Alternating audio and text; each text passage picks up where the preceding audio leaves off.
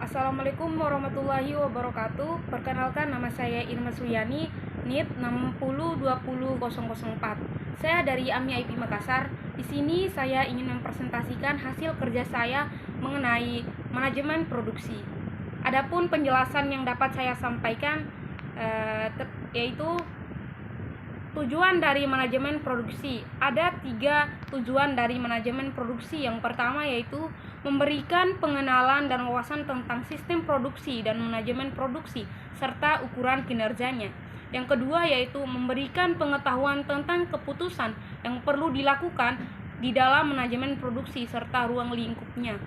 Yang ketiga yaitu memberikan pengetahuan tentang kaitan antara strategi bisnis atau koperasi dengan strategi operasi. Sistem produksi, proses transformasi produksi, yaitu melalui input. Yang pertama material, manusia, modal, dan energi, yaitu output, barang, dan jasa. Manajemen produksi. Dalam melakukan kegiatan produksi, ada berbagai faktor yang harus dikelola yang sering disebut sebagai faktor-faktor produksi. Pertama yaitu material atau bahan, yang kedua yaitu mesin atau peralatan, yang ketiga manusia dan karyawan, keempat modal atau uang, dan yang terakhir yaitu manajemen yang akan memfungsionalisasikan keempat faktor yang lain. Ukuran kinerja suatu sistem operasi. Yang pertama yaitu ongkos produksi, yang kedua kualitas produk atau jasa, yang ketiga tingkat pelayanan. Keputusan esensial. Pengelolaan sistem produksi, manajemen produksi akan dilibatkan serangkaian proses pengambilan keputusan operasional, keputusan-keputusan taktikal, bahkan keputusan strategis. Secara umum, ada 5 jenis kategori keputusan esensial di dalam manajemen produksi, yaitu keputusan yang berkaitan dengan yang pertama, proses produksi, yang kedua kapasitas, yang ketiga persediaan atau inventory, dan keempat tenaga kerja, dan yang terakhir kualitas produksi. Strategi operasi. Strategi bisnis atau koperasi.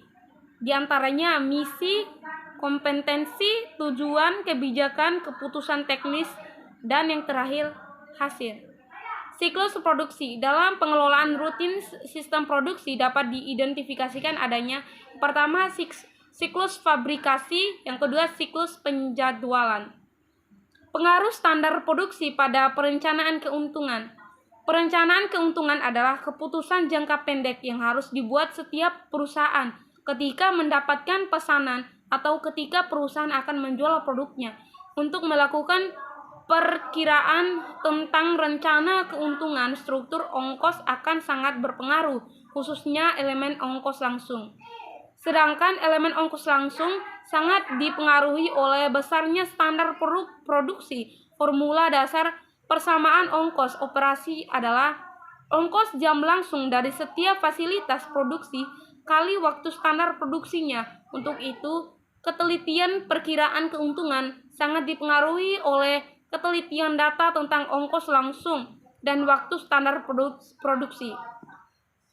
Analisis dan perencanaan kerja. Secara umum, proses kegiatan analisis dan perancangan kerja adalah penelaahan secara sistematis terhadap pekerjaan dengan maksud untuk yang pertama, mengembangkan sistem dan metode kerja yang lebih baik, yang kedua, membakukan sistem dan metode kerja yang sudah baik, yang ketiga, menetapkan waktu baku atau standar produksi untuk suatu pekerjaan, dan yang terakhir yaitu membantu melatih pekerja dalam melakukan pekerjaan dengan metode kerja yang telah diperbaiki.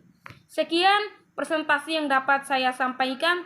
Lebih dan kurang saya mohon maaf. Wabillahi taufik wal hidayah. Wassalamualaikum warahmatullahi wabarakatuh.